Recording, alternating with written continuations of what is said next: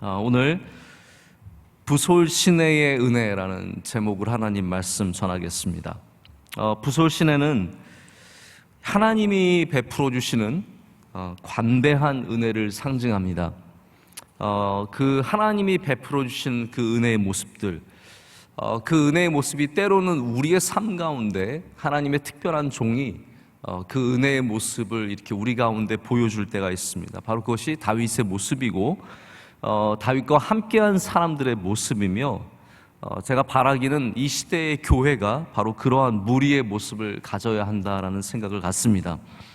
그럼 어떠한 그 관대한 모습이었는지, 어떠한 은혜가 이 부솔 시내에서 흘러내려가는지 우리 함께 말씀을 통해서 은혜를 받기를 원하는데요.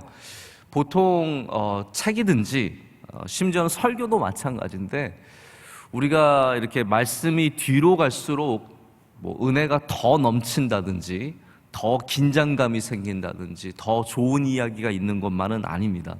근데 제가 사무엘상을 이렇게 마무리하는 가운데서 제가 계속해서 말씀을 보면서 29장 30장 이어지는 이 말씀이 참 이 점입가경이라고 해야 될까요? 오히려 더 가면 갈수록 말씀이 더 깊어지고 은혜가 굉장히 넓어지고, 이 안에서 하나님께서 왜 다윗을 사랑하시고 또 다윗에게 베풀어 주신 은혜도 나오지만, 다윗의 모습이 30장에 나오는 다윗의 모습이 얼마만큼 하나님이 기뻐하시는 모습인지를 좀 아주 피부에 깊숙이 다가올 정도로 제가 굉장히 은혜를 많이 받고 있습니다. 그래서 오늘도 이 말씀이 저뿐만 아니라 말씀을 듣는 여러분에게도 은혜가 되기를 바라고, 더 제가 간절히 바라는 것은 우리 교회가 이 무리의 모습들, 다윗이 보여주는 이 마지막에 보여주는 이 관대한 모습들을 좀 닮아가기를 간절히 소망을 합니다.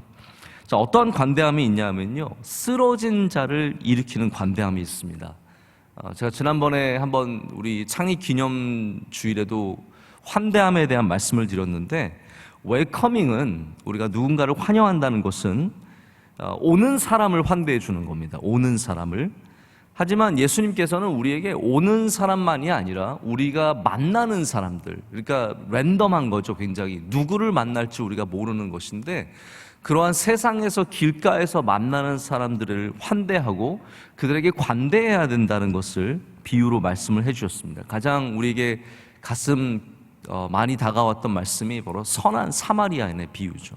선한 사마리아인의 비유는 우리가 그냥 가만히 자리에 앉아서 우리에게 다가오는 사람만 반기는 것이 아니라, 우리가 길에서 만나는 그 누구인지 전혀 알지 못하는 그 사람을 그렇게 관대하게 대해야 된다는 주님의 말씀입니다. 여기 나오는 이제 제사장이 있지 않습니까?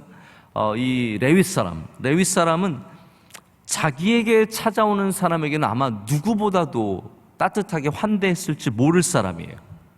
누군가가 제사를 드리러 왔을 때 그를 아마 누구보다도 따뜻하게 맞이하고 예배로 인도하고 하나님께 데려가는 훌륭한 역할을 감당했을 겁니다.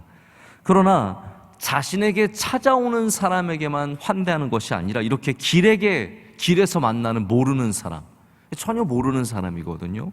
그 사람에게는 율법 이상의 것을 베풀어 줄 수가 없었습니다. 율법은 길가에서 피 흘린 사람을 만지면 안 되는 것이고, 그러면 제사를 드릴 수 없는 것이기 때문에 율법 이상을 베풀어 주지 못하는 거죠. 근데 여러분, 성경이 보여주는 사랑은 무엇입니까? 사랑은 율법 이상이거든요. 사랑은 율법에서 멈추는 것이 아니라 하나님께서 이미 정하신 그 율법을 넘어서서 율법 밖에 있는 죄인들, 율법 밖에 있는 병자들, 율법 밖에서 신음하고 고통 속에 쓰러져 있는 피 흘리는 사람에게 베풀어 주는 것이 사랑이기 때문에, 주님께서는 그것을 하라고 말씀하시는 건데, 우리는 여전히 우리를 율법 아래 가두어서 우리에게 다가오는 율법 안에 있는 사람들에게만 관대함을 베풀었던 겁니다. 근데 여기 다윗과 그 무리는, 자, 보시면 아시겠지만 다윗만이 그러한 사랑을 갖고 있었던 게 아니라, 이 애굽 소년을 누가 데려오냐 하면 무리들이 데려오는 겁니다. 그 군인들이. 이제 제가 오늘 읽지는 않았지만 지난주에 읽었던 11절부터 보면은 그 이야기가 나오는 거예요. 이 다윗의 무리가 들에서 애굽 소년을 만났습니다.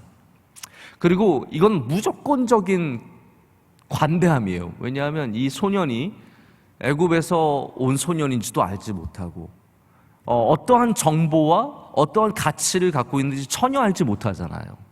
이 소년이 입을 떼는 장면을 보면은 제가 뭐 처음에 저 애굽 소년이고 제가 아말렉 사람의 노예였는데 제가 버림을 받았습니다, 이런 얘기를 한 게 아니에요. 너무 지쳐서 사흘 동안 밤낮 아무것도 먹지 못하고 그리고 병까지 걸려서 거의 죽기 직전에, 일보 직전에 그런 사람 쓰러져 있는데 무리가 가서 그를 구출한 겁니다. 그리고 그에게 물을 주고 먹을 것을 주고 기운을 차려보고 다윗이 물은 거죠. 넌 누구냐?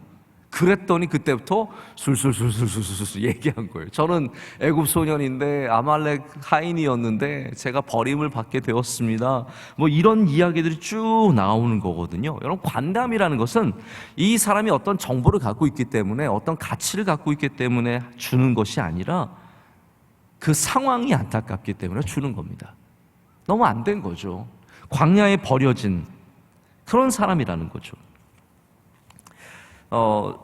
미국에 이제 많은 사립대학교들이 있는데 사립대학교들은 대부분 설립자가 있습니다. 예를 들어서 우리가 뭐 잘 아는 하버드 대학교는 이제 매사추세츠라는 그 식민지가 세운 학교예요. 그런데 처음에 기증자들 가운데 가장 혁혁한 공을 세운 사람이 존 하버드라는 사람이죠. 목사님이죠. 그가 자신이 갖고 있는 도서관의 책들을 반 이상 기증을 하고 전부를 기증을 하고 자신의 재산도 반 이상 기증을 하면서 그 존 하버드의 이름을 따라서 하버드라는 학교를 세운 겁니다. 자, 근데 여기에 이제 아주 재밌는 이야기가 하나 있어요. 아마 여러분들도 이 이야기를 들어보신 적이 있을 것 같은데 이게 진짜는 아니에요. 대부분 미국 이야기들이, 또 미국 예화들이 좀 가짜 이야기가 굉장히 많은데 스탠포드 대학교가 어떻게 세워졌느냐 하면 꼭 이 하버드 얘기가 나옵니다. 스탠포드 부부가 원래는 그 캘리포니아의 주지사였고 아주 큰 철도 사업의 회장이었던 걸로 제가 알고 있어요. 스탠포드 부부가 15살짜리 이제 아들이 그만 열병으로 죽습니다. 정식 역사로는 이태리에 가서 열병이 나서 15살짜리 아이가 20세기 후반이죠. 19세기 후반이죠. 1800년대 후반에 죽게 되는데, 그래서 이 부부가 자기 아들이 갔으면 좋을 만한 이 하버드 대학교에 가서 뭐 기증을 하겠노라고 그랬는데, 뭐 총장을 면담했는데 이런 지하에 당신 같은 사람이 뭘 줄 수 있겠냐고 이제 거부를 해서 이 스탠포드 부부가 열받아서 돌아가서 이제 서부에 하버드만한 대학교를 세우겠다고 해서 스탠포드를 세웠다고 하는 게 이게 많은 사람들이 이야기하는 예화 중에 하나예요. 근데 정설은 아니에요. 진짜 이야기는 아니고 스탠포드 부부가 아들이 죽은 것도 맞고 그래서 대학교를 세운 것도 맞지만 하버드에 가서 뭐 문전박대를 받아가지고 돌아와서 세운 건 아닌데 이게 참 그럴싸해요, 이야기가. 왜냐하면 하버드는 생각만 해도 뭐 어때요? 교만해요. 제가 이제 프린스턴 동네에 살았잖아요. 프린스턴 동네에 이제 떠다니는 말 중에 이런 말이 있어요. 프린스턴은 지나다니는 개도 교만하다. 그래서 정말로 이렇게 개를 보면 개들이 약간 교만해 보이기도 해요. 실제로 그런 게 있거든요. 거기는 뭐 프린스턴 제가 돌아다니 보면 동네도 어마어마한 부자들이 많이 있어요. 대저택들이 있고 아름다운 집들이 있고 백인들이 많이 살고 이러다 보니까 교만한 거고, 하버드도 분명히 그런 부분들이 있으니까 사람들이 이런 이야기가 만들어질만 해요. 누군가가 가서 이야기했을 때 문전박대 받을 수 있는 거죠. 근데 제가 왜 이 이야기를 드리냐 하면 총장과 이사진들과 리더십들은 굉장히 따뜻할 수 있는데 직원들이나 사람들을 만나는 사람들이 오히려 차가운 곳이 굉장히 많습니다. 그러니까 심장은 뜨거운데 손이 차가운 곳이 많아요. 그러다 보니까 나는 그 심장을 만나러 갔는데, 그 뜨거운 심장을 만나러 갔는데 손만 만나고 온 거예요. 그래서 가서 시험에 들고 문전박대 당하고 외면 당하는 곳이 굉장히 많은 거죠. 목사는 뜨겁게 사랑하고 싶은데 직원들이 일로만 사람을 대하면 안 되는 거거든요. 이게 심장과 손이 연결이 되어야 된다는 거죠. 우리 주변에 농담 삼아 이런 말을 할 때가 있죠. 저분은 뇌랑 입이 연결이 안 돼 있다. 이게 무슨 말입니까? 말은 막 하고 있는데 정신없이 말하는 거예요. 그러니까 이게 여러분, 여기에서 뭔가가 좀 거쳐서 여기를 나와야 되는데 여기에 거치는 거 없이 여기로만 나오는 분들이 있는데, 그런 분들은 실수도 많이 하고 잘못도 많이 하죠. 여러분, 성경은 우리에게 연결되라고 말합니다. 주님과 연결되라. 할렐루야. 예수님과 하나 되라. 주님 안에 들어가라. 포도나무의 가지가 되어라. 자꾸 연결에 대해서 말하거든요. 그래서 교회는 머리이신 예수님과 연결되어야 합니다. 반드시 성도들이, 목회자들이, 지도자들이 우리가 머리이신 예수님과 연결이 되어야 돼요. 그래서 사실은 이게 우리 해부학도 되지만 우리 감정을 심장에서 느끼는 건 아니에요. 사실 우리가 가슴이 뜨거워진다 그러는데 그거는 머리에서 일어나는 일이 몸에서 일어날 뿐이지, 실제로 모든 감정들은 머리에서 일어나잖아요. 그러니까 심장이 뜨거운 게 아니라 사실은 머리가 뜨거운 거예요. 우리의 머리이신 예수 그리스도께서 따뜻한 마음을 갖고 계시고 뜨거운 마음을 갖고 계시고 관대하고 환대하며 저 넘어진 자와 쓰러진 자와 불쌍한 자와 광야에서 헤매는 자를 불쌍히 여기시는데, 우리 손과 발이 차가우면 안 된다는 거죠. 여기 다윗의 무리가 왜 귀하냐 하면 다윗의 그 뜨거운 마음을, 그 따뜻한 마음을 무리가 갖고 있었다라는 거예요. 우리는 누가 어떻게 가서 그 소년을 구출한지 전혀 알지 못합니다. 하지만 다윗의 그 뜨거운 마음, 그 사랑 있는 마음을 무리가 알고 있었고, 그들도 그렇게 뜨거운 마음으로 광야에서 만난, 지금 정신없이 아말렉을 쫓아가야 하는 상황 속에서도 이 쓰러져 있는 한 소년을 구출해내고 그를 먹이고 살리는 모습이 나오잖아요. 여러분, 왜 이런 일들이 있었을까요?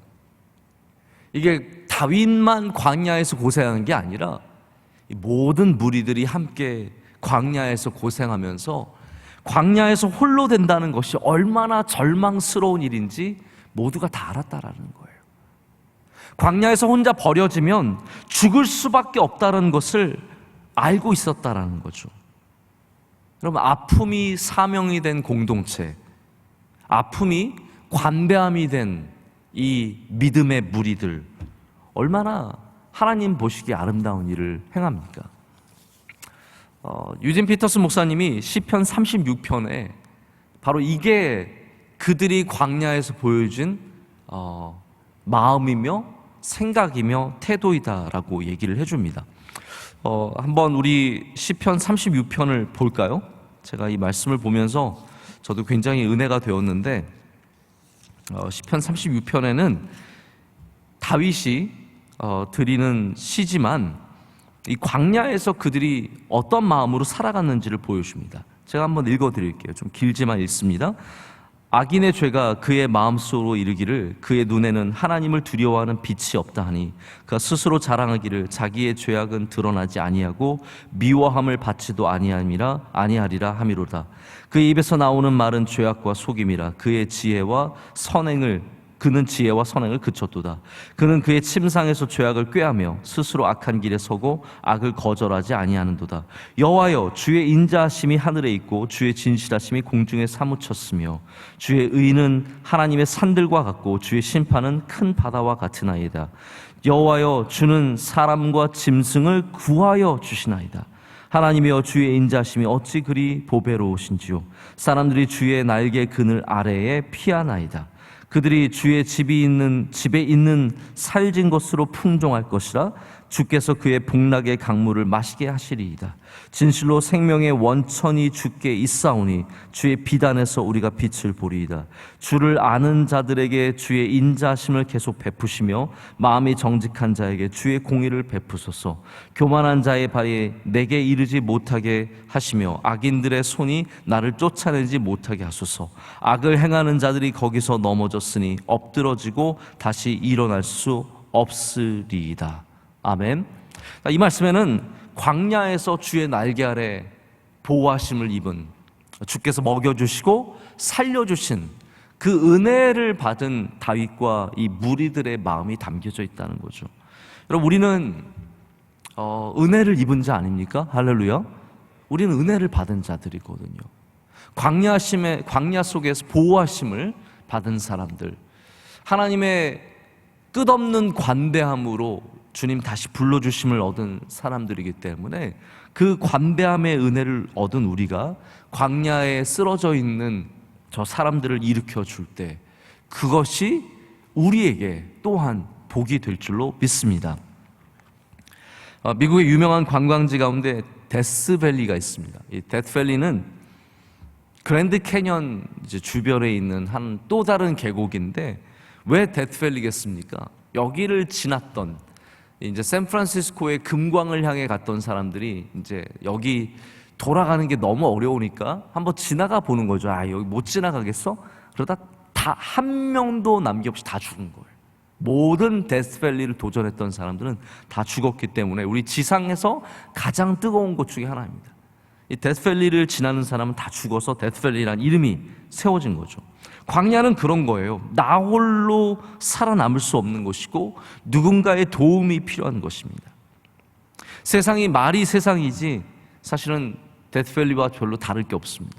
다 외로운 것이고 죽을 수밖에 없는 것이고, 가끔 그런 생각 들잖아요. 왜 저 사람은 노숙자가 되었을까? 왜 저 사람은 가출해서 저렇게 어렵게 살까? 왜 저렇게 힘들게 살까? 그런데 이게 살다 보면 나 그냥 끊임없이 나락으로 떨어질 때가 있는 거예요. 끊임없이 광야에서 도저히 나 혼자의 힘으로는 일어설 수 없는 곳이 있거든요. 여러분, 우리가 그들을 좀 관대함의 눈으로 볼 수 있어야 합니다.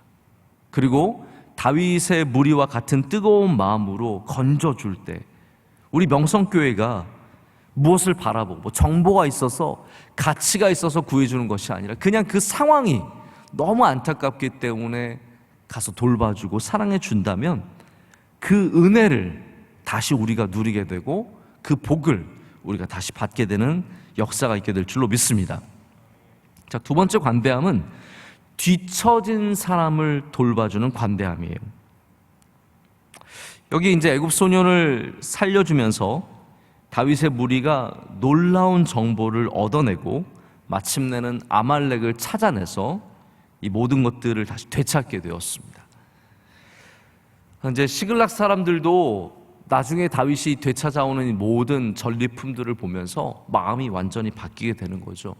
성경을 보면은 사람들의 마음은 너무나 쉽게 변한다는 것을 항상 보여줍니다. 누가 뽑힐지 몰라요.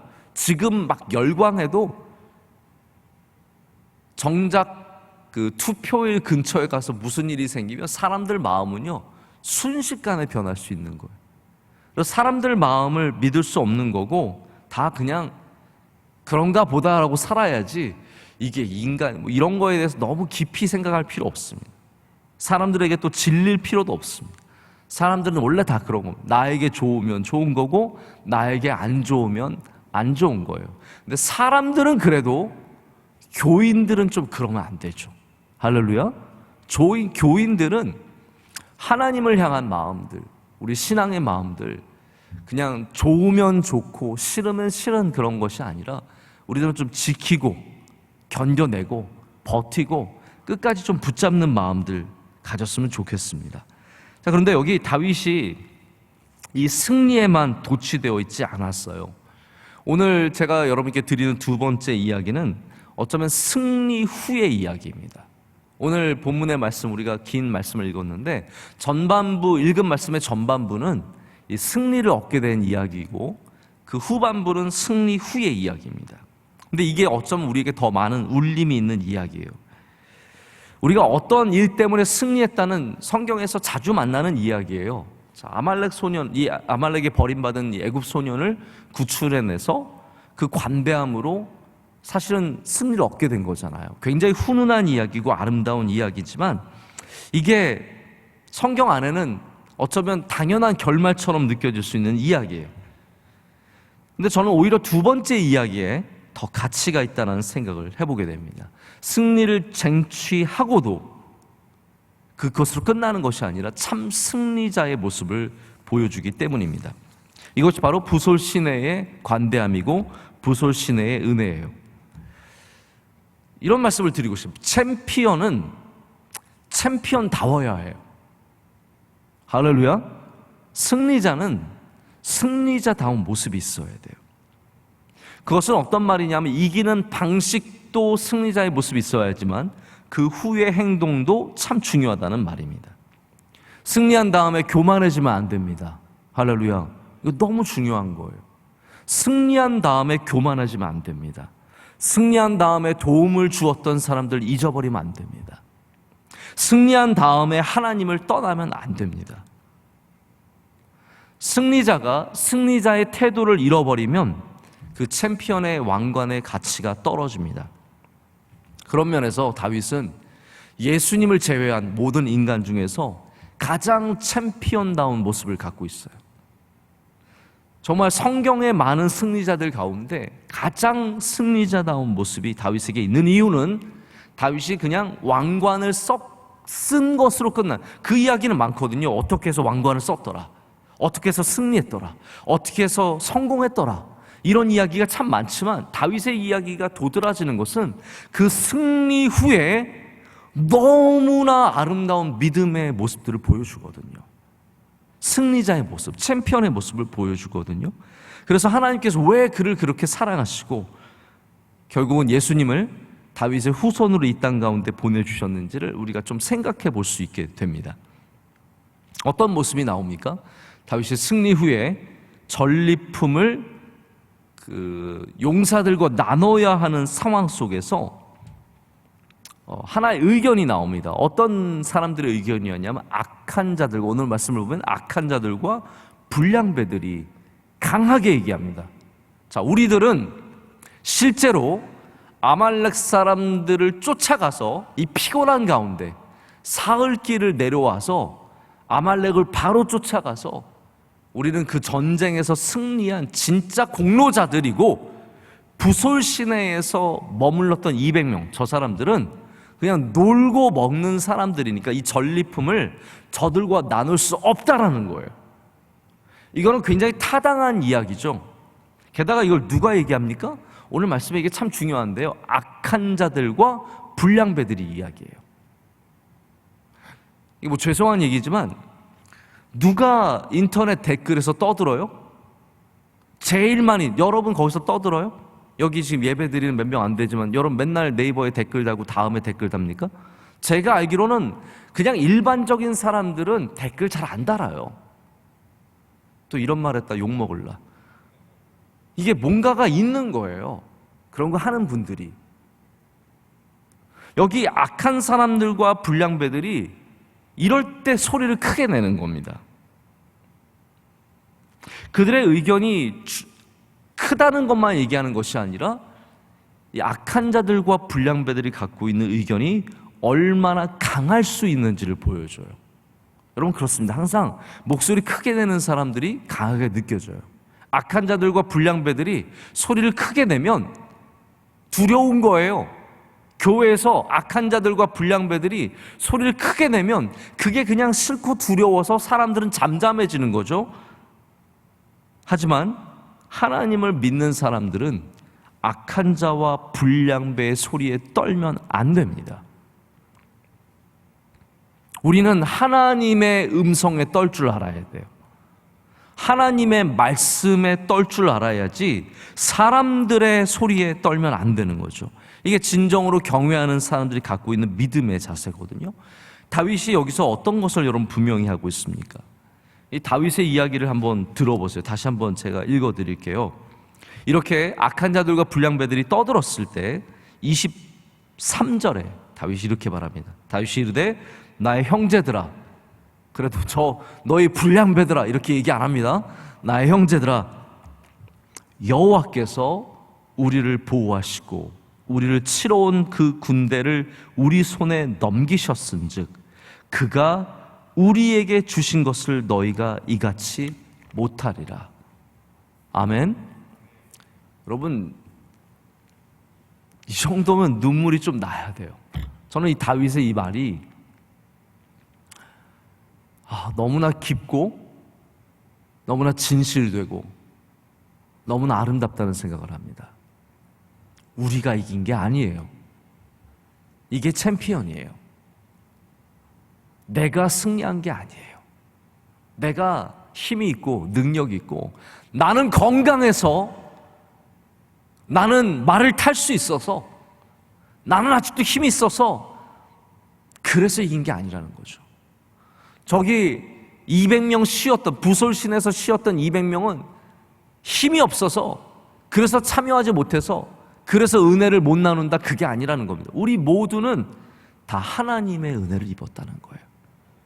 이 승리가 우리가 얻은 것이 아니라 하나님이 인도해 주셨고 하나님이 우리에게 주셨고, 그런데 하나님의 은혜로 얻었는데 왜 우리가 저들과 나누지 못하냐는 거예요. 우리 400명이 얻어낸 승리가 아니라 하나님이 우리에게 주신 거기 때문에 우린 다 나눠야 된다라는 거예요. 챔피언인 겁니다. 제가 오늘 시간이 많이 가서 다 말씀을 못 드리지만 오늘 말씀의 마지막에 보면 이게 율례와 규례가 되었대요. 승리를 하면 연약한 자들, 전쟁에 참여하지 못한 자들도 이 분깃을 나누는 것이 이스라엘의 문화가 됩니다. 여러분, 이거를 믿음을 문화로 만들어가는 것이 너무나 중요합니다. 하나님의 은혜를 그냥 은혜였어요라고 끝나는 것이 아니라 우리 삶 가운데 실제적인 문화로 만들어가고 지키고 그것을 끝까지 붙잡는 것이 얼마나 중요한지 몰라요. 그럼 명성교회는 관대함의 문화가 있어야 합니다. 사랑의 문화가 있어야 하고, 율법을 넘어서는 이 은혜의 나눔의 문화가 있어야 된다는 거죠. 한 가지만 더 말씀을 드리고 말씀을 맺을게요. 2012년도에 이제 우리 올림픽 끝났잖아요. 은근히 아쉽죠. 네. 이게 올림픽을 맨날 하면서 매일 뭐 금메달도 따고 동메달도 따고 4위도 하고 뭐 예선에서 떨어지기도 하지만 이 모든 이야기들이 그래서 축제였잖아요. 이게 막상 끝나고 나니까 저도 이게 좀 아쉽더라고요. 3년 뒤에, 이번에는 3년만 기다리면 파리에서 합니다. 그래서 다시 하게 되는데 참 올림픽이 이렇게 늘 기억에 남게 되는 것 같아요. 2012년도에 런던 올림픽이 있었는데 기억나십니까? 그때 우리나라 축구팀이 동메달을 땄어요. 그때 얼마나 짜릿했는지 모르겠어요. 제가 기억하기로는 영국도 우리가 한번 이겼고, 그 홈팀인 영국도 이겼고, 그리고 3, 4위전은 한일전이에요. 또 우리 한일전에는 우리는 또 기가 막히게 힘을 내잖아요. 그래서 그때 우리가 한일전에서 박주영 선수가 막 골도 넣어가지고 우리가 이겼던 기억이 생생하거든요. 근데 그때 병력법이 어땠냐면 선수단에 있어도 게임을 뛰지 않으면 메달을 딴 선수여도 병역 면제가 안 되는 거예요. 그렇기 때문에 선수 중에서 게임을 못 뛴 선수를 마지막에 5분 뛰게 하고 3분 뛰게 하고 교체라도 해서 어쨌든 피치를 밟게 하더라고요. 제가 그걸 보면서 참 맞긴 하지만 좀 아쉽다는 생각이 있었는데 이번에 바뀌었대요. 그래서 선수단에 있기만 하면 뭐 경기를 뛰든 안 뛰든 메달을 받으면 병역 면제가 되는 걸로. 우리나라 또 선수들은, 남자들은 병역 면제라는 게 굉장히 중요하니까 그런 일들이 있는 거예요. 이게 당연한 거예요. 경기를 뛰든 못 뛰든 그들도 팀이에요. 할렐루야. 그들도 팀이에요. 팀이니까 데려갔잖아요.